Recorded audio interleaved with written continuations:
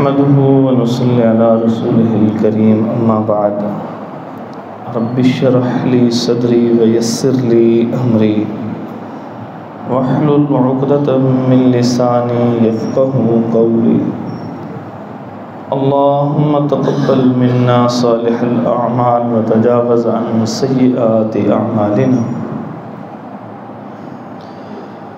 حضرات محترم، اللہ تبارک و تعالیٰ نے قرآن مجید میں بہت سے قصے ذکر کیے ہیں۔ ان قصوں کے اندر بڑی عبرت اور نصیحت ہے۔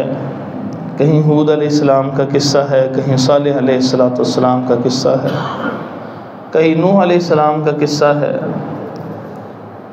بہت سے قصوں کے اندر انبیاء کے علاوہ اور واقعات بھی اللہ تعالیٰ نے ذکر کیے۔ اصحاب کہف کا ہے، اصحاب الاخدود کا ہے، لیکن ان قصوں کو جو اللہ تعالیٰ نے بیان کیا ہے انسان کی عبرت اور نصیحت کے لیے، ان میں جو سب سے بہترین قصہ ہے وہ سورۃ ہود کے بعد ایک سورت میں بیان ہوا ہے جس کا نام اسی قصے کی مناسبت سے سورۃ یوسف ہے علیہ السلام۔ حضرت ابراہیم علیہ السلام، ان کو اللہ تبارک و تعالی نے جو بیٹا عطا فرمایا تو ان کا نام اسماعیل علیہ السلام تھا۔ اس کے بعد اللہ تعالیٰ نے ایک بیٹا دیا، ان کا نام اسحاق علیہ السلام رکھا۔ اور اسحاق علیہ السلام کی جب خوشخبری دی سورہ ذاریات میں کہ اس کے فوری بعد ساتھ یہ بھی خوشخبری دے دی کہ ان کے بعد ان کی بھی ایک اولاد ہوگی جن کا نام یعقوب ہوگا علیہ السلام۔ انہی یعقوب کو اسرائیل بھی کہا جاتا تھا، اور ان کی جو اولاد ہے اس کو پھر بنو اسرائیل کہا گیا۔ تو ان کی اولاد میں ایک اللہ تعالیٰ نے ان کو ایک بیٹا دیا جن کا نام یوسف علیہ السلام تھا۔ رسول اللہ صلی اللہ علیہ وسلم نے ان کا تذکرہ فرمایا کہ کریم ابن کریم ابن کریم ابن کریم، خود بھی عزت دار، باپ یعقوب علیہ السلام بھی عزت دار، ان کے باپ اسحاق علیہ السلام بھی عزت دار، ان کے باپ ابراہیم علیہ السلام بھی عزت دار۔ یعنی یہ چار افراد ترتیب سے اسی طرح یہ اللہ تعالیٰ نے نبی چنے۔ اب یہ قصہ بیان کرتے ہوئے اللہ تعالیٰ فرماتے ہیں نحن نقص علیک احسن القصص، سب سے بہترین قصہ اب ہم آپ کو بیان کرنے لگے۔ پوری صورت میں وہ سارے کا سارا صرف قصہ بیان کیا ہے، اور اس قصے کے اندر جب اللہ کہہ رہے ہیں سب سے بہترین ہے تو اس کا مطلب ہے کہ ہر بندے کے لیے اس میں کوئی خاص رہنمائی تھی کہ اتنا طویل قصہ ایک ترتیب سے بیان کیا، ورنہ اللہ تبارک و تعالیٰ نے جو سب سے طویل قصہ بیان کیا وہ موسیٰ علیہ السلام کا ہے، لیکن وہ جگہ پہ ہے، اور یہ ایک ہی جگہ پہ ہے۔ اس کو سب سے بہترین کہا، حالانکہ بیان سب سے زیادہ موسیٰ علیہ السلام کا قصہ کیا ہے۔ تو جب یہ بہترین ہے تو اس کو توجہ سے اس لیے سماعت کرنا ہے کہ اس بہترین سے ہمارے لیے رہنمائی بھی بہترین ملے گی۔ یوسف علیہ السلام بالکل چھوٹے سے بچے ہیں، خواب آیا، اپنے والد صاحب کے پاس گئے، ان کو جا کہنے لگے یا ابتی، اے ابا جان۔ اس کا یہ ترجمہ نہیں ہے، اس کا ترجمہ ہے اے پیارے ابا جان۔ معلوم ہوا کہ اپنی اولاد کی تربیت میں جو سب سے پہلی چیز انسان سکھاتا ہے وہ ہے کہ بیٹا بات کرنے کا طریقہ کیا ہوتا ہے، لفظ کیا ہوتے ہیں، چناؤ کیا ہوتا ہے، اپنے سے بھی اور رشتہ داروں سے بھی۔ چھوٹا سا بچہ ہے وہ بد اخلاقی سے بات کر لیتا ہے، ہم کہتے ہیں بچہ ہے یار کوئی گل نہیں ہے، نہیں، یہ بہترین قصہ بتاتا ہے کہ بات کرنے کا انداز بھی بہترین ہو۔ اگر بات کرنے کا انداز بہترین نہیں ہے تو یہی بچہ بڑے ہو کے ہمارے خلاف ہو جائے گا، نقصان کا سبب بنے گا، معاشرے کے لیے بھی ہمارے لیے بھی۔ پھر کہیں لڑ کے آئے گا، پھر ہم اس کا پیچھا کریں گے، وہ پھر لڑائی ہوگی، پورا معاشرہ لڑائی کا شکار ہے، جیسے ابھی اس وقت۔ کہنے لگے کہ ابا جان، اے پیارے ابا جان، میں نے خواب دیکھا ہے، انی رأیت 11 کوكبا والشمس والقمر رأیتهم لی ساجدین۔ میں نے خواب میں دیکھا ہے کہ 11 ستارے ہیں اور ایک سورج اور ایک چاند جو ہے وہ مجھے سجدہ کر رہا ہے، مجھے سمجھ نہیں آ رہے۔ وہ خواب ہوتے ہیں نا عجیب سے، تو انسان کو سمجھ نہیں آتے۔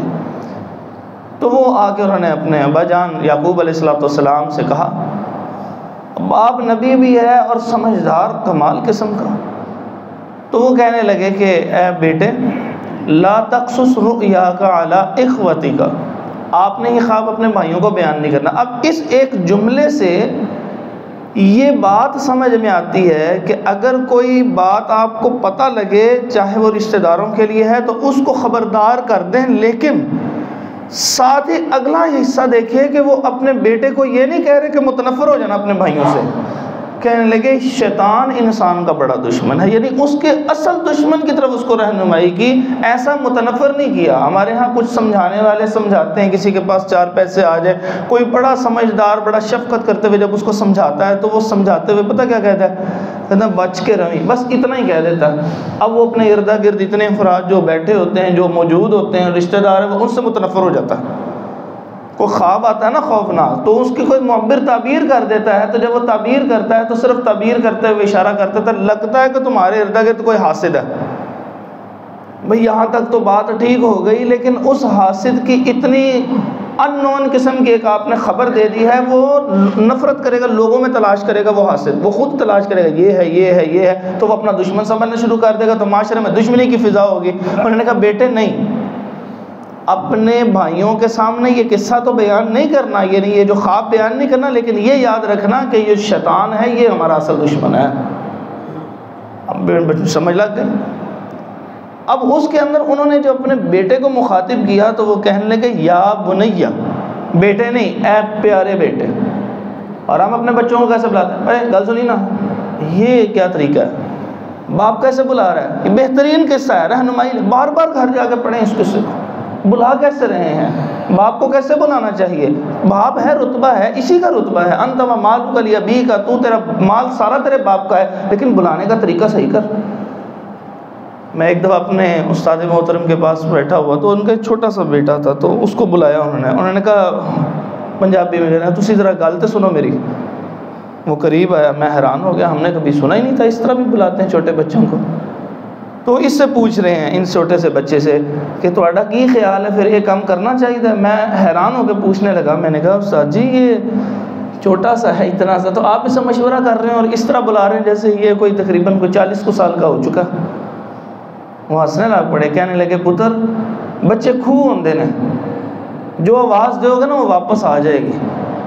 آج میں اس طرح بلاؤں گا تو یہ واپس آئے گی یہی آواز، اور اگر میں نے اپنے بچوں کو، اس بچے کو شریک نہ کیا تو جو میرے بڑے بچے ہیں جب فیصلے ان کے ہاتھ میں آئیں گے تو پھر کیا ہوگا؟ پھر وہ اس کو کبھی بھی شریک نہیں کریں گے، کیونکہ میں نے آج اس کو اہمیت نہیں دی۔ آج میں اس کو اہمیت دے رہا ہوں، اس نے کیا کہنا ہے اس کو تو سمجھ ہی نہیں ہے۔ تو میرے اگر اچانک دنیا سے چلا بھی جاؤں گا تو میرے بچوں کو، بڑوں کو پتہ ہوگا کہ ہم نے اپنے بھائی کو ہمیشہ شریک کرنا ہے، وہ محبت ڈیولپ رہے گی۔ تو کیسے وہ بلا رہے ہیں، کہہ رہے ہیں میرے پیارے بیٹے، وہ باپ کو کہہ رہے ہیں پیارے ابا جان، اچھے اچھے لفظ بول رہے ہیں۔ اب یہ بات ہو گئی، اس کے بعد اللہ تعالیٰ نے وہ سارا قصہ ذکر کیا۔ انہوں نے کہا کہ بات یہ ہے کہ اللہ تبارک و تعالیٰ نے جو انسان کی خصلت ذکر بنائی ہے نا، اس کے اندر کسی ایک کی طرف انسان کا جھکاؤ اور محبت ہو جاتی ہے۔ اب یعقوب علیہ السلام کی محبت فطرتی تھی، اب وہ ایک خواب سے انہوں نے پہچان لیا کہ اس بیٹے کا رتبہ بلند ہوگا، اب یہ ہیں نبی ہیں، ان کا باپ بھی نبی ہے، ان کا دادا بھی نبی ہے، تو ان کو اندازہ ہو گیا کہ گویا اللہ ان کو بھی نبی بنائیں گے۔ تو جس کا اندازہ ہو گیا ایک نبی کو کہ یہ نبی بنے گا آگے جا کے، تو اب اس کے لیے رسپیکٹ اور عزت اور محبت بڑھ گئی نا۔ اب یہ محبت بڑی، دیگر جو ان کے بھائی تھے برادران یوسف علیہ السلام، ان کو یہ ہضم ہی نہیں ہوئی۔ انہوں نے کہا ہے اتنی محبت، تو اس وجہ سے وہ اس سے حسد شروع کر دیا۔ انہوں نے کہا اچھا کسی طرح نے اسے جان چھڑاؤ۔ جان کیسے چھڑاؤ؟ انہوں نے کہا کہ اس طرح کرتے ہیں، قتل کرتے ہیں۔ دوسرے کہنے لگے قتل کریں گے تو پتہ لگ جائے گا، تو باپ کی محبت حاصل کرنے کے لیے کہہ رہے ہیں، باپ اور نفرت کرے گا، لڑائی ہوگی۔ وہ کہنے لگا لے جاؤ اور جا کے اس کو کسی کنویں میں پھینک دیتے ہیں۔ انہوں نے کہا ہاں یہ ٹھیک ہے، کس کنویں میں؟ اندھے کنویں میں پھینکتے ہیں، ایسا کنواں جو پانی ختم ہو چکا ہو تاکہ نہ کوئی قریب کی بستی کا بندہ وہاں پہ ہے، تو اندھا کنواں اس کو کہتے ہیں۔ کوئی ارد گرد سے آئے گا قافلہ، اس کو کیا پتہ پانی نہیں ہے، وہ ڈول پھینکے گا، اگر فوت ہو گئے ہوئے تو ختم، اور اگر نہیں تو وہ پکڑ کے ساتھ ہی لے جائیں گے، ہماری جان چھوڑ جائے گی۔ انہوں نے اسی کو کیا اور اپنے باپ سے کہا کہ یہ ہمارے ساتھ جانے دو۔ وہ کہنے لگے نہیں جی میں تو نہیں ساتھ جانے لگا، میں نے تو نہیں بھیجنا۔ تو وہ کہنے لگے کہ آپ کا کیا خیال ہے کہ ہم اس کی حفاظت نہیں کریں گے؟ کہنے نہیں، ہو سکتا ہے کہ آپ جاؤ اور بھیڑیا جو ہے اس کو کھا جائے۔ اچھا اب یہ بات ان تک پہنچ گئی، یعنی وہ لاشعور میں ایک نئی چیز آ گئی. انہوں نے کہا یہ بھی ہو سکتا ہے کہ ایک نئی بات بھی ہم جا کے باپ کو کہہ سکتے ہیں کہ انہوں نے خدشے کا اظہار کیا نا کہ بیڑیا کھا گیا, تو ہم کہیں گے خدشہ سچ ہو گیا. بہرحال قسم کھا کے تو ساتھ لے گئے, وہ ساتھ لے گئے اور وہاں جا کے وہی انہوں نے سلوک کیا, ان کو پھینک دیا اور قمیض ان کی اتار دی اور اس کے اوپر کو خون لگا کے بدمن کذبن, وہ کوئی جھوٹا سا خون لگا کے کسی جانور کا وہ لے آئے اور باپ کو جا کے کہنے لگے لو جی ہوئے پتہ نہیں کیا ہوا, ہمیں کھیلتے تھوڑا آگے گئے ہیں تو دیکھا کہ وہ یوسف علیہ السلام کو جو ہے وہ بیڑیا لے کے جا رہا تھا, ہم نے بڑا کھینچا تو وہ یہ بس قمیض اتری. اچھا قمیض صحیح سلامت ہے, اچھا وہ کدھر ہے جی, وہ تو بیڑیا لے گیا ہے جی. اب یوسف یعقوب علیہ السلام نے کہا یہ تو عجیب بات ہے تمہاری, لیکن اس کے بعد انہوں نے آگے سے کوئی بحث نہیں کی. ان کو اندازہ ہو چکا تھا. دیکھیں اندازہ ہے نا کہ خواب ابھی پورا نہیں ہوا. خواب میں کیا دیکھ رہے ہیں, 11 ستارے, سورج اور چاند سجدہ کر رہا ہے, اس کا مطلب یہ خواب پورا ہونا ہے. تو ان کو اندازہ ہو گیا کہ یہ میرا بیٹا تو ابھی جا ہی نہیں سکتا دنیا سے, کیونکہ خواب تو پورا ہوا ہی نہیں. جو یہ کہہ رہے ہیں وہ تو ہوا ہی نہیں ہو سکتا. دوسرا وہ قمیض بھی صحیح سلامت آ گئی ہے تو اس کے اوپر بے شک خون لگا ہوا. انہوں نے اللہ کی طرف سے معاملہ سپرد کر دیا کہ اللہ حفاظت کرنے والا ہے. تو جب اللہ حفاظت کرنے والا ہے تو جب اللہ دے سپرد ہوتا ہے نا, یہاں پہ ایک جملہ سمجھیے گا, ہم اس وقت پہ کہتے ہیں اچھا جی بھائی جی اللہ دے سپرد, اس وقت کہتے ہیں جب ہماری بات ہو چکی ہوتی ہے. نہیں, شروع میں کہیں اللہ کے سپرد. پورے کام کر لیتے ہیں, پورا ٹل لگا لیتے ہیں کسی کام کے اوپر, پھر اس کے بعد آخر میں کہتے ہیں اچھا جی بھائی پھر اللہ دے سپرد سے کی کر سکتے ہیں. نہیں, رسول اللہ صلی اللہ علیہ وسلم کا طریقہ نہیں ہے. رسول اللہ صلی اللہ علیہ وسلم کہیں سے جاتے تھے, الوداع کرتے تو کہتے ہیں استودع اللہ دینکم و امانتکم و خواتیم عملکم, میں اللہ کی سپرد کر رہا ہوں. یعنی بالکل پورے زور لگانے سے پہلے ہی اللہ کے اوپر بھروسہ اور توکل ہوتا ہے. یہ دعا سیکھ لیجئے گا, قاری صاحب لکھ کے آپ کو دے دیں گے انشاءاللہ, کہ جس وقت کے بچے کو بھیج رہے ہیں, کسی کو بھیج رہے ہیں, تو استودع اللہ والی دعا.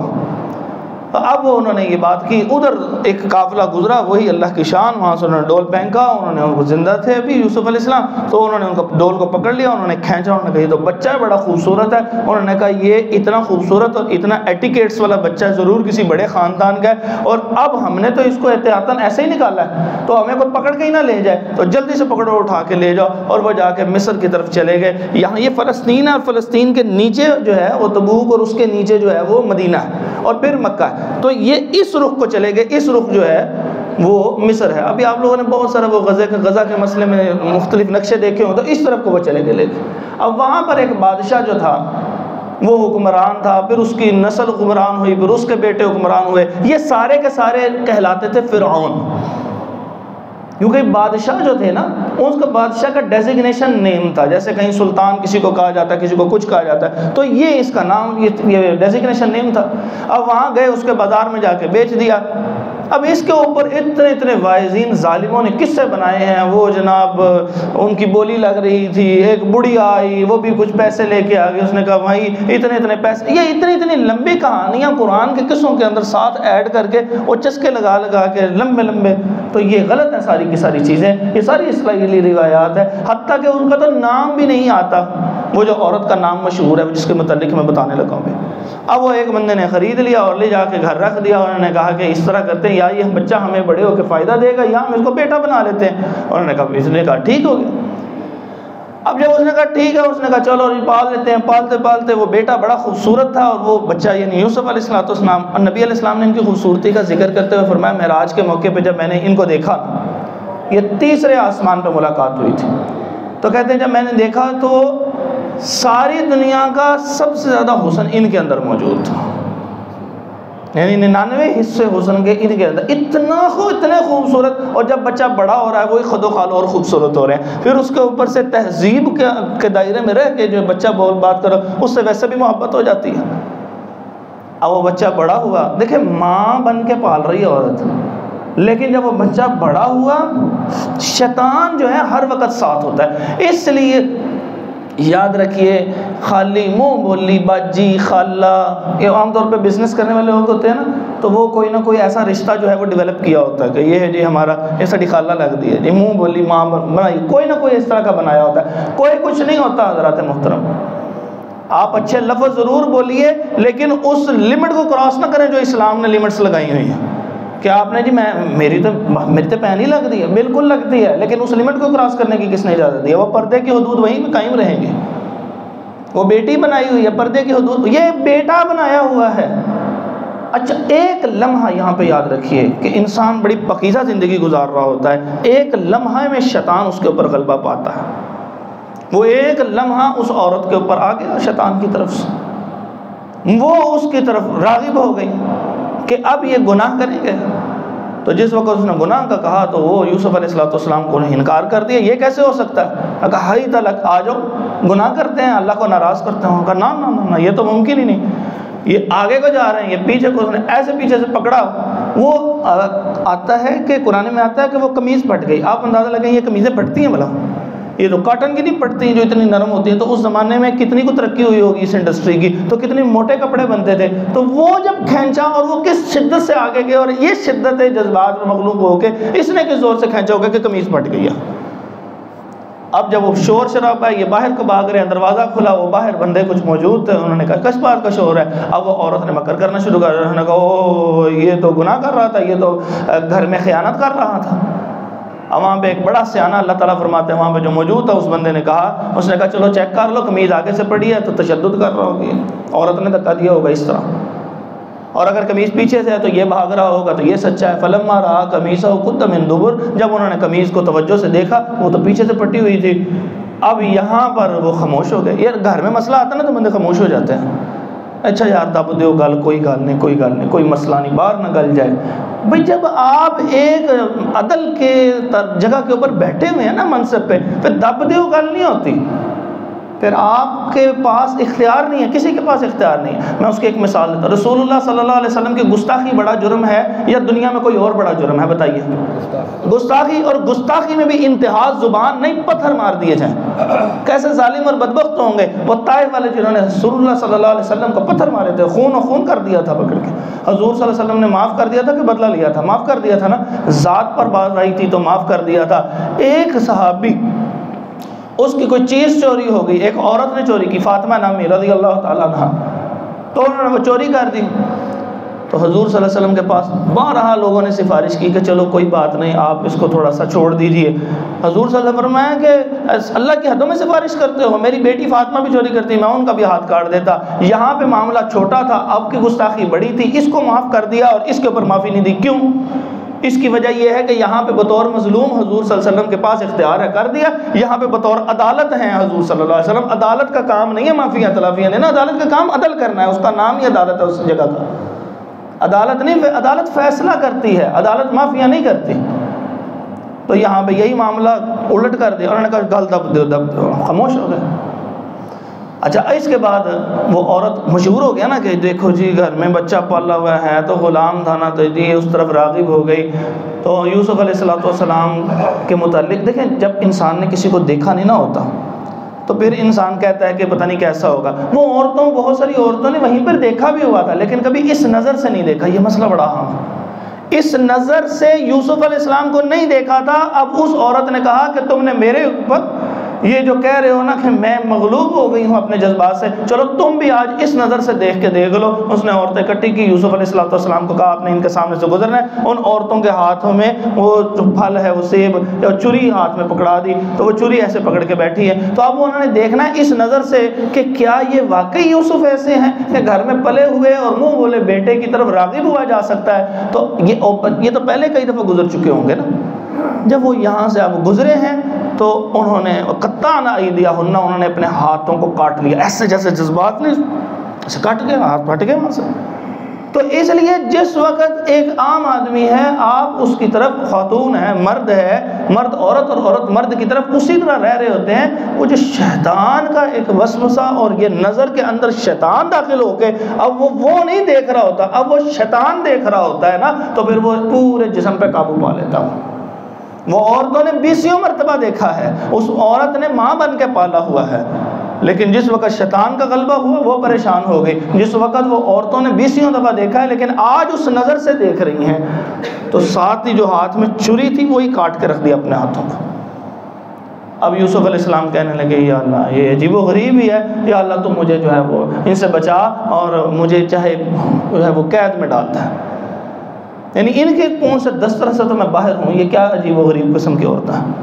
اب وہ وہاں پر گئے، تو ہے تو وہ عبادت کر رہے ہیں، اللہ کے نبی ہیں۔ تو ان کا اچھا اخلاق چیزیں دیکھ کے تو وہ لوگ ان سے متاثر ہیں. وہاں پہ 2 بندے آئے، آ کے کہنے لگے جی میں نے جو ہے وہ خواب دیکھا ہے. دوسرا کہنے لگا میں نے بھی خواب دیکھا. کہا کیا خواب دیکھا ہے؟ انہوں نے کہا، ایک کہنے لگا جی میں نا شراب جو ہے وہ نچوڑ رہا ہوں. یہ میں شراب نچوڑنے کا میں بتا دیتا ہوں یہ ہوتا کیا ہے. یہ اس لیے نہیں بتا رہا کہ وہ یہ کام ہم شروع کر دیں، مسئلہ صرف اس لیے بتا رہا ہوں کہ قرآن میں آیت آتی ہے عاصر خمرہ، یہ پرانا سا گند والا جو پھل ہوتا ہے نا اس کو پکڑ کے گھڑوں میں بند کر کے نا تو دبا دیا جاتا تھا. کچھ عرصے بعد اس کو نکال کے تو مل کے کپڑوں کے اوپر رکھ کے ایسے گرایا جاتا تھا. تو وہ جو اس میں سرکہ بھی ڈلا ہوتا تھا، تو وہ جب ایسے اس کو ایسے نچوڑ لیا جاتا تھا تو وہ جو نیچے گری ہوتی ہے نا، یعنی اس کا جو لیکوڈ سا ہوتا ہے وہ شراب بنتا ہے، اور اس کے اندر جو ہے تھوڑا سا اور سرکہ ڈال کے تو اس کو شراب کے طور پہ کیا جاتا ہے. تو اس کو کہتے ہیں عاصر خمرہ، یعنی وہ پھلوں کو نکالا اور اس کو ایسے نچوڑ رہا. کہتے ہیں میں نچوڑ رہا ہوں، خواب میں میں نے دیکھا. دوسرا کہتے ہیں میرے سر کے اوپر نا روٹی پڑی ہے اور پرندے کھا رہے ہیں. اب یوسف علیہ السلام کہتے ہیں کہ اس طرح ہے کہ کھانے کے لیے جو اکٹھے کیے ہوئے نا تو تھوڑی دیر کے لیے اکٹھے کرتے تھے، کھانا دیتے تھے، پھر ان کو ان کی بیرکوں میں بند کر دیتے. کہنے لگے اس سے پہلے کہ کھانا آپ کے پاس آئے میں آپ کے ایک پہلے بات کرنا چاہتا ہوں. کہنے لگے جی کیجیے، ضرورت مند ہے وہ تو بات سنے گا. کہنے لگے کہ پہلے مجھے یہ بتاؤ تم جو شرک کرتے ہو ارباب متفرقون خیر ام اللہ الواحد القہار، کہ کیا یہ جو اتنے سارے خدا بنائے یہ بہتر ہے کہ ایک اللہ؟ بات تو صحیح ہے، ایک اللہ بہتر ہے. اب انہوں نے کہا جی اصل مسئلہ خواب والا. اب یوسف علیہ السلام نے ساتھ ہی بتایا نا خواب کی بات یہ ہے کہ یہ تمہارے اوپر جو الزام لگا ہوا ہے نا کہ تم نے جو بادشاہ اس کو قتل کرنے کی کوشش کیا، تو یہ خواب بتا رہا ہے کہ جو بندہ یہ نچوڑ رہا ہے اس کا مطلب یہ باورچی تھا، یہ اپنے عہدے پر بحال ہو جائے گا، اور جس کے سر کے اوپر سے پرندہ جو ہے وہ روٹیاں کھا رہا ہے تو دراصل اس پہ الزام ثابت ہوگا کہ اس نے اسیسینیشن اٹیمپٹ کی ہے، اس نے قتل کرنے کی کوشش کی ہے. اس کو لٹکا دیا جائے گا اس جرم میں، اور جب لٹکا ہوگا تو پرندے آئیں گے اور اس کی باڈی کو کھا رہے ہوں گے، اس کی لاش کو کھا رہے ہوں گے. یہ اشارہ 2 خواب ہو گئے. میں نے خوابوں کے متعلق تھوڑی سی بات بیچ میں کرنی ہے. اس کے بعد یہ کہا کہ جاؤ جا کے نا اپنے بادشاہ کو جا کے بتا دینا، بڑا عرصہ ہو گیا اس قید کیا نا. وہ جا کے بھول گیا، اور جب بادشاہ کو خواب آیا، بادشاہ نے خواب میں دیکھا کہ کچھ 7 ایسی گائیں ہیں جو پتلی ہیں، 7 موٹی تازی ہیں. تو جو پتلی ہیں وہ موٹی تازی کو کھا گئی ہیں ساری کی ساری. اب یہ خواب بادشاہ نے دیکھا، اس نے کہا معبرین بلاؤ. انہوں نے کہا جی وہ غریب خواب ہے بتاؤ. اب وہ سوچتے ہیں کیونکہ خواب کا ربط ہوتا ہے اس کی زندگی کے ساتھ، اس کے حالات کے ساتھ ربط ہوتا ہے. وہ کہنے لگے کہ اضغاث و احلام، ایسے ہی خواب بڑا گندا خواب سا ہے، عجیب و غریب. آپ نے جیسا کہتے ہیں تبخیر معدہ ہو گیا، کوئی عجیب و غریب چیزیں کھانے سے عجیب و غریب تصورات ہیں جو خواب کی شکل میں، اس کی کوئی حقیقت نہیں ہے. وہ کہنے لگے اچھا تو آپ کو کچھ نہیں پتا؟ نہیں جی ہمیں کچھ بھی نہیں پتا. وہ پریشان ہے کیونکہ خواب جو ہے وہ بعض خواب نا سر پہ سوار ہو جاتے ہیں. وہاں پہ وہ جو ہے اسی کا وہ بندہ موجود تھا، اس نے کہا ہاں میں نے وہ ایک نوجوان ایک آدمی تھے، میں نے جب اس میں قید خانے میں تھا تو وہاں پہ انہوں نے مجھے خواب کی تعبیر بتائی تھی، میں جا کے پتہ کروں. میں نے کہا جاؤ جا کے پتہ کرو. وہ جاتے ساری اس نے کہا کہ جناب مجھے اپنا خواب کی تعبیر بتا دیں. اب یوسف علیہ السلام اتنے کریم اور اتنے عزت والے آدمی تھے، انہوں نے یہ نہیں کہا میاں کتنے آئے ہیں چل واپس چلا جا، میرا کام تو کیتا نہیں، دسیا تو ہے کوئی نہیں جا کے. نہ اس کو یہ بھی نہیں کہا اب میں تمہیں پھر تبلیغ کرتا ہوں. جب کوئی بندہ شدید ضرورت کے تحت آتا ہے نا تو پہلے اس کی ضرورت پوری کی جاتی ہے، ضرورت پوری کرنے کے بعد اصلاح کی جاتی ہے. یوسف علیہ السلام نے پہلے خواب کی تعبیر، انہوں نے کہا یہ بادشاہ ہے، یہ اس کی سلطنت ہے، 7 سال بڑی بہترین فصلیں ہوں گی، تو بڑی جو بہترین فصلیں ہوں گی اس کے اگلے 7 سال بڑی ہی قحط سالی کا ہوگا. یہ 7 سال بہترین فصلیں اور یہ 7 سالیں ان کو کھا جائیں گی اور ہر قسم کی خوشحالی پھر ختم ہو جائے گی. لیکن میں ایک اضافی بات بتاتا ہوں، اس کے بعد اگلا سال آئے گا کہ بڑا ہی بہترین سب کچھ پھر دوبارہ ہو جائے گا اور اس سے بھی زیادہ ہو جائے گا. یہ 14 سال کے حوالے سے خواب آیا تو 15ویں سال کے ساتھ اضافی تعبیر بتا دیں. اب یہ کتنے خواب ہو گئے جی؟ 3 خواب ہو گئے. اب اس کے بعد وہ بندہ چلا گیا، اس نے جا کے بتایا. اس نے کہا بادشاہ نے کہا بات تو محسوس یہی ہو رہی ہے کہ ایسے نا فصلیں زیادہ ہو رہی ہوئی ہیں. اس نے کہا بندہ لے کے آؤ میرے پاس. اب یہ کہنا نے کہا جی آپ کو بادشاہ سلامت بتا رہے ہیں. رسول اللہ صلی اللہ علیہ وسلم کا یہاں پہ ایک فرمان سماعت فرمائی. اب پہلے یوسف علیہ السلام کہنے لگے کہ پہلے ان سے جا کے پوچھو جا کے کہ وہ عورتوں والا معاملہ کیا تھا، میرے پہ جو الزام لگا کے اندر بن کے پہلے الزام صاف کرو. نبی علیہ السلام فرماتے ہیں کہ اگر یہ معاملہ ہم سے پیش آتا تو ہم اسی وقت یعنی جا کے بات کا جواب دیتے، وہاں پہ جا کے معاملہ بھی کلیئر ہوتا کہ یہ یوسف علیہ السلام کے صبر کی انتہا ہے، عظمت ہے. تو اس طرح آپ صلی اللہ علیہ وسلم نے ان کی عظمت کو بیان کیا. تو یہاں پر ایک مسئلہ یہ سمجھ میں آتی ہے کہ اگر آپ پہ کوئی الزام لگ جائے زندگی کے اندر، پہلے اس الزام کی نفی کروائیے۔ الزام بڑا خطرناک ہوتا ہے، مالی الزام لگے یا کردار، بالخصوص کردار پہ الزام لگ سکتا۔ رسول اللہ صلی اللہ علیہ وسلم اعتکاف کی حالت میں تھے، تو اعتکاف کی حالت میں ہمارا ایک اپنا ہی تصور ہوتا ہے، کہتے ہیں جی بات نہیں کسی سے کرنی، ادھر نہیں کرنا، وہ نہیں، بڑا ہی عجیب سا خوفناک تصور ہوتا ہے، اور بعض نے یہ تصور بنایا کہ صرف گلاں کرنی ہے، روٹی کھانی، کو مقامی اور نہیں ہونا۔ تو اس کا بین تصور ہے، وہ کسی بھی دن انشاءاللہ بیان کریں گے اعتکاف سے پہلے ایک دن۔ تو اب یہ تصور حضور صلی اللہ علیہ وسلم کے وقت میں نہیں تھا کہ بالکل ہی کسی سے بات ہی نہیں کرنی۔ آپ کی بیوی آئی ہیں بات کرنے کی، آپ صلی اللہ علیہ وسلم نے ایسے دروازے تک گئے ہیں، تو دو صحابی جو تھے وہ گزر رہے تھے، انہوں نے حضور صلی اللہ علیہ وسلم کو دیکھا کہ بات کر رہے ہیں، تو دور سے پتہ نہیں لگا کہ وہ کس سے بات کر رہے ہیں، یہی گمان ہے کہ حضور سے کوئی مسئلہ پوچھنے کے لیے آیا، تو وہ آگے چل پڑے تیزی سے کہ آرام سے بات کر رہے ہیں حضور صلی اللہ علیہ وسلم۔ حضور نے آواز میں بات سن، یہ میری بیوی ہیں۔ کہنے لگے سبحان اللہ، ہم تو یہ تصور بھی نہیں کچھ ایسا کر سکتے۔ فرمایا اس موقع پہ فرمایا تھا کہ شیطان انسان کے جسم میں اس طرح چلتا ہے جیسے خون چلتا ہے، کہ جب آپ کے اوپر کوئی الزام لگ سکتا بھی ہو تو اس کی نفی کروائیے، یہ بڑا اہم ہے۔ اس لیے یہ ایک سفید کپڑا ہوتا ہے، خصوصاً ممبر و محراب والے یہ سفید کپڑے ہوتے ہیں، ان کے اوپر کوئی داغ نہ لگے۔ اللہ تبارک و تعالیٰ ہر قسم کے ہر بندے کو محفوظ رکھے ایسے داغوں سے۔ اس کے بعد وہ کہنے لگے جی اس کو بلاؤ عورت کو، وہ آئی عورت، اس نے جا کے سارا معاملہ ڈسکس کیا، اس نے کہا جی میں خود گواہی دیتے ہوں کہ یوسف علیہ السلام پاکیزہ تھے۔ اس طرح اگر کوئی عورت ساری زندگی یہ تصور کرتی رہتی ہے کہ میں تو جدوں دی اتنے آئی ہیں پریشان ہاں، تو پہلے وہ یہ سوچے کہ کہیں وہ ساتھ ساتھ اپنے سسرال میں زبان تو نہیں چلاتی رہی۔ اب اگر کوئی عورت ساتھ ساتھ زبان چلاتی رہے گی آخر تک اس کی عزت نہیں رہے گی، اور اگر وہ یوسف علیہ السلام کی طرح اپنے اوپر ضبط نفس اور صبر کے ساتھ رہے گی، آخر کار اس کے اوپر ظلم کرنے والے لوگ ہی اس کے حق میں گواہی دینے والے ہوں گے۔ میری بات سمجھ رہے ہیں نا کہ پہلے صبر، یوسف علیہ السلام نے کیا کیا؟ صبر کیا۔ تو یہاں پر بھی اپنے بچوں کو، اولادوں کو صبر سکھانا چاہیے۔ ایک صبر کے بعد اللہ تعالیٰ دشمنوں ہی کے اندر جو ہے، جو اس کے مخالفین ہیں، انہی کی زبان کے سے ایسی عزت کروا دے گا کہ لوگ اس کے بغیر فیصلے نہیں کریں گے۔ انہوں نے کہا جی اب آپ آ جائیں، وہاں آگے اور کہنے لگا جی استخلصہ لنفسی، آپ میرے لیے نا خاص کر لیتا ہوں نا، یعنی آپ ہی بتائیں اب ہم نے کرنا کیا ہے۔ خواب کی تعبیر بھی بتا دی، آپ بڑے سمجھدار ہیں، اور اس کو اندازہ بھی ہو گیا کہ یہ تو وہ نبیوں کی اولادوں میں سے۔ اچھا اب یہ انہوں نے کہا کہ آپ میرے ساتھ تو جو ہے وہ ساتھ لگ جائیں۔ اب اس کے اوپر یوسف علیہ السلام نے دو لفظ ادا کیے، یہ وہ لفظ ہیں کہ اگر ہم ان کو غور سے سمجھ لیں تو ہمیں کبھی کاروبار میں دھوکہ نہیں ہوگا۔ وہ کہنے لگے کہ آپ مجھے اس طرح کیجئے کہ آپ مجھے یہ زمین کے خزانے ان کے اوپر مامور کر دیجئے، اجعلنی علی خزائن الارض، یعنی آپ مجھے یہ جو زراعت والا شعبہ ہے نا یہ دے دیں۔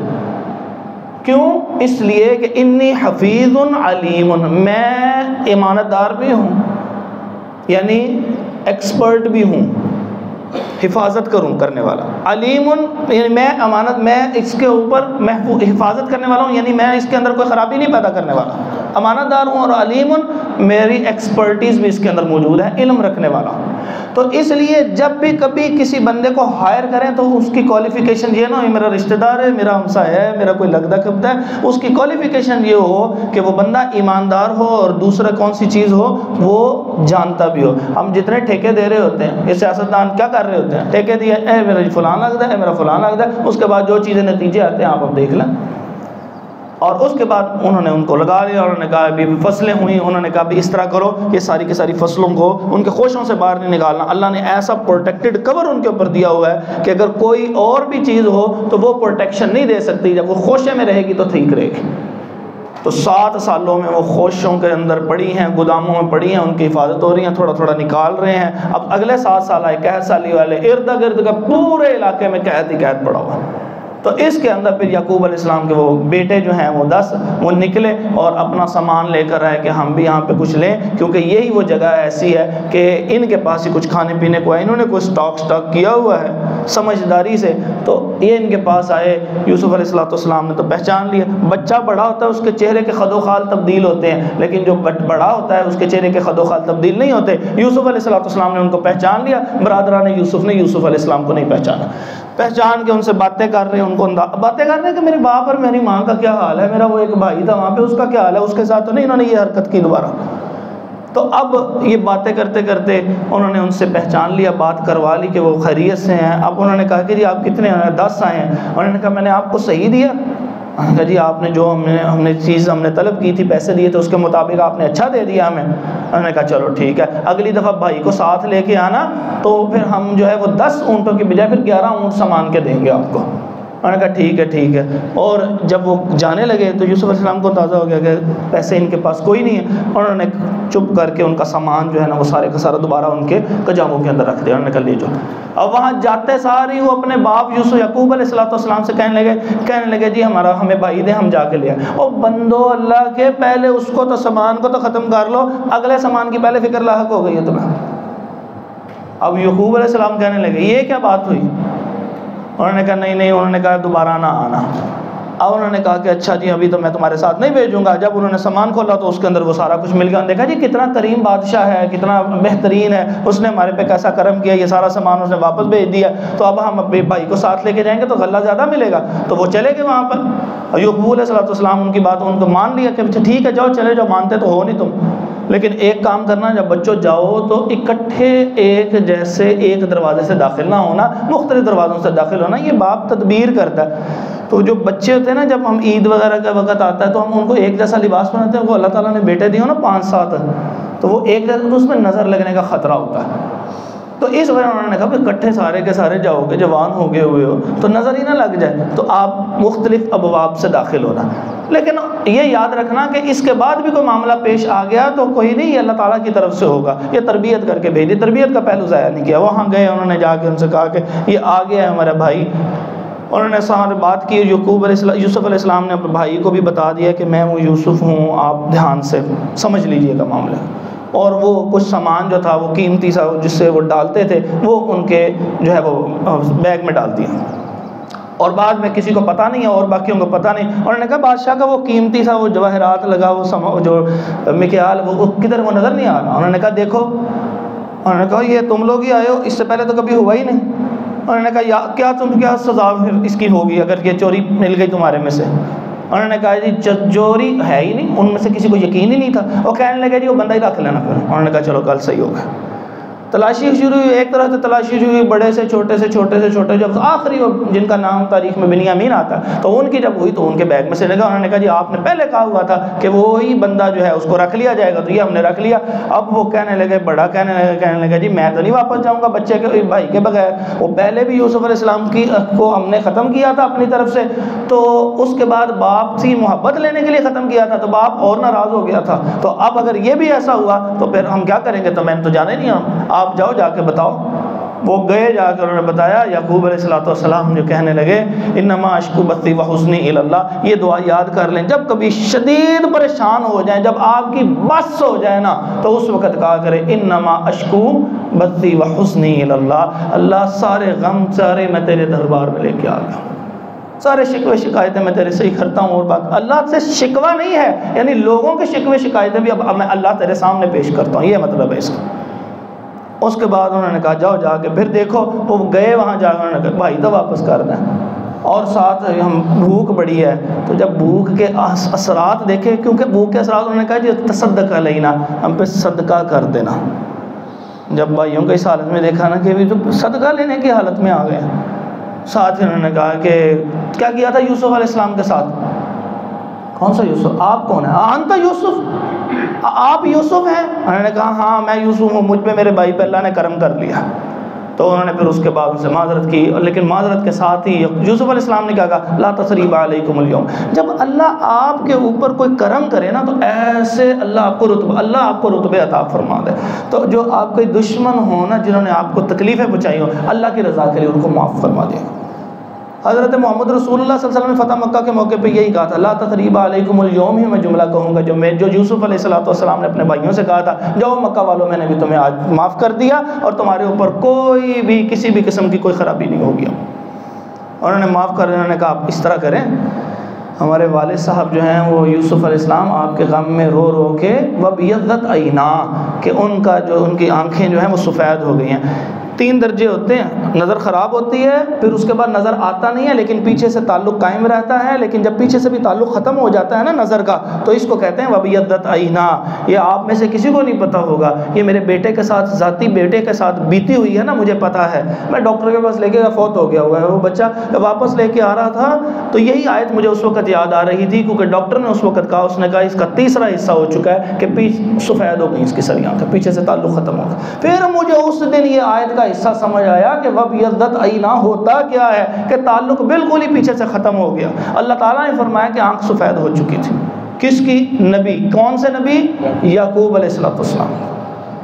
اب یوسف علیہ السلام نے کہا تھا کہ جاؤ میری یہ قمیض ان کو دے دینا، اللہ تبارک و تعالیٰ ان کی آنکھوں لگانا، وہ اللہ تبارک و تعالیٰ ان کو آنکھیں واپس کر دے گا۔ اب وہ قمیض لے کے پہنچے ہیں، ابھی کسی نے بتایا نہیں ہے یہ معاملہ کیا ہوا ہے، وہ مل گئے یوسف علیہ السلام تو کہنے لگے انی لاجد ریح یوسف، مجھے یوسف کی خوشبو آ رہی ہے۔ وہ کہنے لگے آپ ابھی تک اسی باتوں کے اندر کھوئے ہوئے ہیں، یہ بھی آپ کو نہیں سمجھ میں آئے گی۔ جب بیٹا فوت ہو گیا تو کچھ دنوں بعد اس کی جو کپڑے پڑے ہوئے تھے نا وہ میرے پاس لے کے آئے گھر والے، کہنے لگے کہ یہ اس میں سے نا، اس کا نام احمد تھا، احمد کی خوشبو آ رہی ہے۔ میں کہا تو چل رہی ہے تینوں دے آنی ماں ہے تو کہتے نہیں آپ سن گئے تو صحیح۔ میں نے جب اس کو قریب کیا اس وقت مجھے پھر اگلی بات سمجھ میں آئی، انی لاجد ریح یوسف، باپ کو بیٹے کی خوشبو آتی ہے، باپ کو بیٹے کی خوشبو آتی ہے، بیٹے کو نہیں پتا ہوتا کہ باپ کی محبت کیا ہوتی ہے۔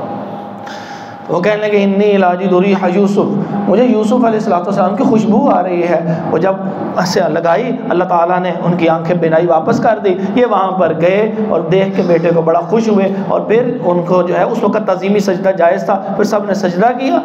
لیکن رسول اللہ صلی اللہ علیہ وسلم کے زمانے میں آپ صلی اللہ علیہ وسلم نے معاذ بن جبل رضی اللہ تعالیٰ عنہ گئے شام کے علاقے میں، وہاں سے واپس آئے اور آ کے سجدہ کر دیا۔ یہ ابن ماجہ میں حدیث موجود ہے، دیکھ لیجئے گا۔ تو حضور صلی اللہ علیہ وسلم یہ کیا کیا ہے آپ نے، بڑا عجیب سا کام۔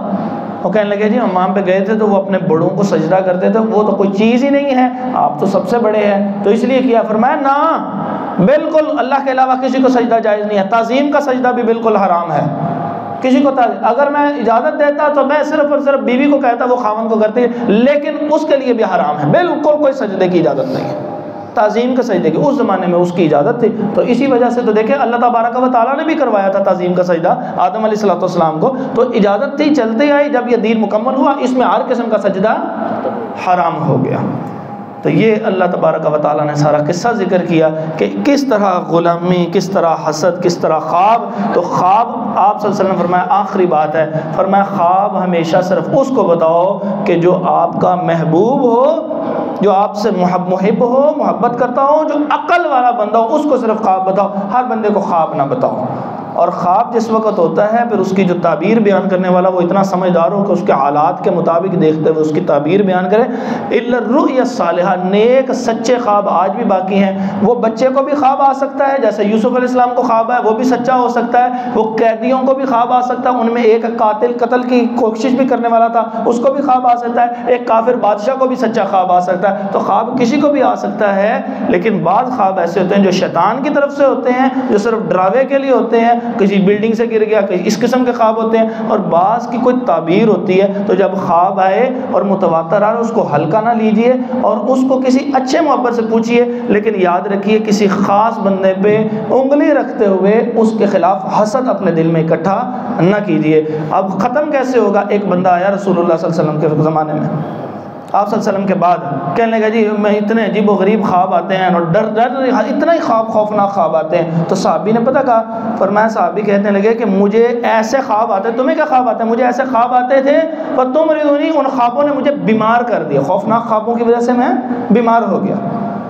تو یہ خوابوں کے اثر اس وقت زائل ہوں گے، اس کی ترتیب 3 باتیں کہ جس وقت آپ کو خواب آئے اسی لمحے اٹھیں، اور اٹھنے کے بعد اعوذ باللہ من الشیطان الرجیم یہ پڑھ لیں، من حمزہ و نفخہ و نفثہ، یہ 3 دفعہ پڑھیں، یہ تھتکار دے یہاں پہ اب اس کے بعد آپ اٹھیں اور وضو کریں اور 2 رکعت پڑھ لیں. کتنی چیزیں ہو گئی؟ 3 چیزیں ہو گئی. کہا اس کے بعد خواب آپ کو کوئی تنگ نہیں کرے گا، کوئی پریشان نہیں کرے گا، اس کی کوئی بری تدبیر نہیں. اب آپ اس کو اچھے طریقے سے جو زندگی ہے اس کو گزاریں، اس کو پوچھ لیں کہ اس کی کوئی اور تدبیر بنتی ہے کسی اچھے معبر سے تو اس کے مطابق چلے، لیکن کسی کے اوپر انگلی رکھ کے یہ نہ کہیں یہ فساد ہے، یہ اس کی وجہ سے یہ مجھے خواب آ رہا ہے، نہ کسی کو نامینیٹ نہیں کرنا، شریعت کے مطابق زندگی بسر کرتے رہیں. اللہ تبارک و تعالی آپ کا بھی حامی و ناصر ہو. اقول قولی ھذا استغفر اللہ لی ولکم ولجمیع المسلمین.